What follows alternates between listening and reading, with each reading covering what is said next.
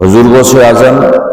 شیخ عبدالقادر جیلانی الحسنی والحسینی رضی اللہ تعالی عنہ غنیۃ الطالبین کے صفحہ نمبر 356 میں فرماتے ہیں کہ ھذا الشہر وہو شہر تفتح فیہ الخیرات، شعبان المعظم وہ مہینہ ہے کہ جس میں نیکیوں کا دروازہ کھول دیا جاتا ہے، وتنزل فیہ البرکات، اس میں برکتیں نازل ہوتی ہیں، وتترک فیہ الخطیات، اس مہینے میں خطائیں معاف کی جاتی ہیں، وتکفر فیہ السیئات،